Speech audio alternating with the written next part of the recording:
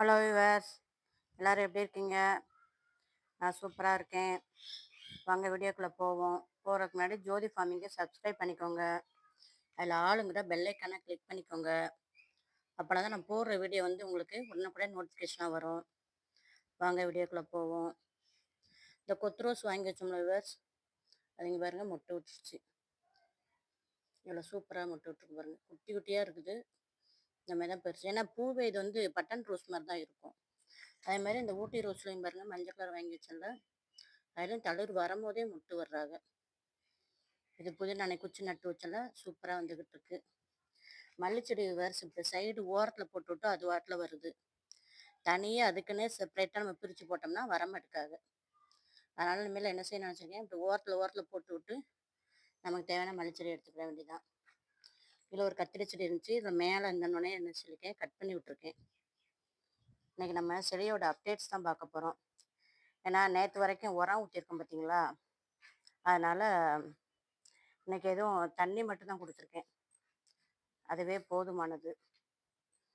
இதில் நிறைய பூ பூக்குது. வீடியோ எடுக்க முடியல, சாயங்காலம் லேட் ஆயிடுது. நேற்று 2 இது மேரிகோல்டு வாங்கி வச்சேன்னு பாருங்கள், வாடி இருந்துச்சு. இப்போ எப்படி சூப்பராக நிற்குது பாருங்கள். இந்த மல்லிகை செடிக்குள்ளேயும் இந்த அந்தி மந்தாரைக்குள்ளேயும் தூக்கி வச்சிட்டேன்.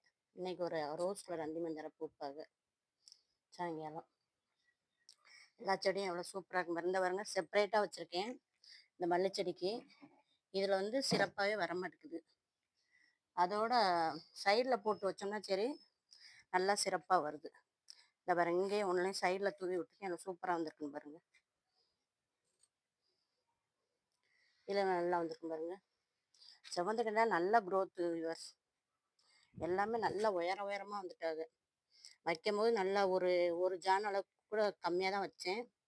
இப்போ பார்த்தீங்கன்னா எல்லாமே சூப்பராக நிறைய கிளை விட்டு செம்மையாக வந்திருக்கு. ஏன்னா நம்ம மண் கலவை ரெடி பண்ணது அப்படி.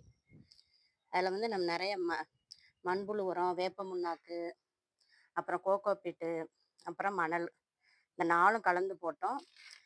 அது கூட ஒரு நாளைக்கு ஒரு இதில் என்ன பண்ணோம், இதுவும் போட்டிருந்தோம், என்னது மாட்டுச்சாணத்தூள் உரம்.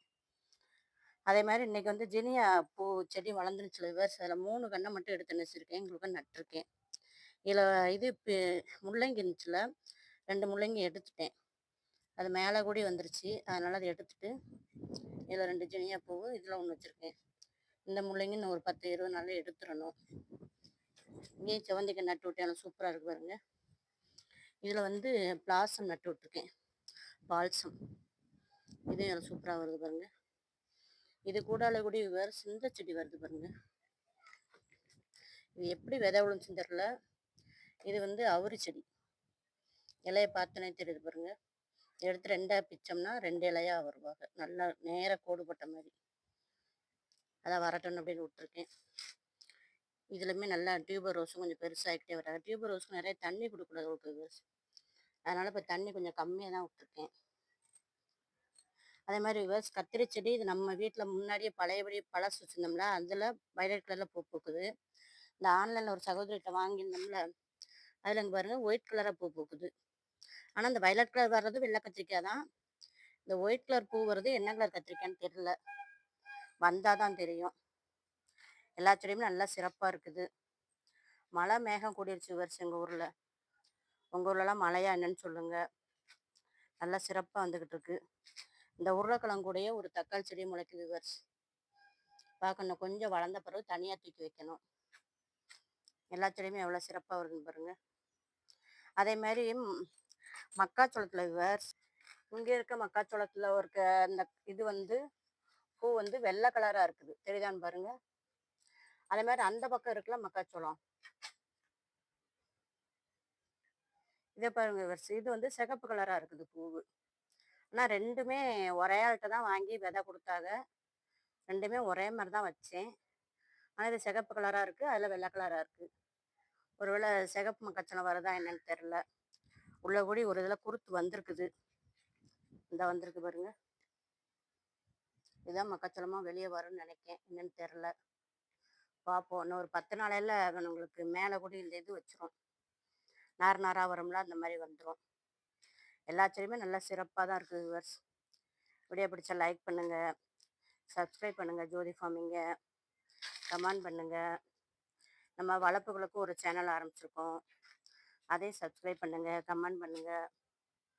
இதுலேயும் அடுத்து குருத்து வருது உங்களுக்கு இந்த மக்காச்சோளத்துலேயும். இது வந்து 3வது கன்று. இது பக்கத்தில் இன்னொன்று இருக்குது பாருங்க, இது 4.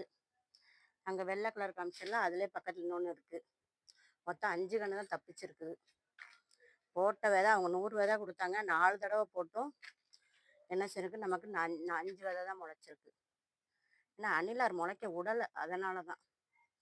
எல்லா செடியுமே எவ்வளோ சிறப்பாக இருக்கும். இதில் இருக்க விதையை தான் எடுத்து எடுத்து அங்கங்கே எல்லா தொட்டிலும் தூவி தூவி விட்டுருவேன்.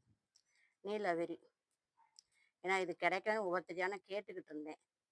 இப்போ எனக்கு இயற்கையாக பார்த்து கொடுத்தது, அதுவாக முளைச்சிச்சு. இந்த செடி எப்படி முளைச்சுன்னு தெரியல. எங்கள் வெளியேருந்து மண் அள்ளிட்டு வர்றோம்ல, அதுலேருந்து வந்தது தான். விதையை பார்த்தீங்கன்னா எவ்வளோ பொடுசாக இருக்குது. விதையவே தெரியாது கண்ணுக்கேவும், அவ்வளோ தூரம் பொடுசாக இருக்கும்.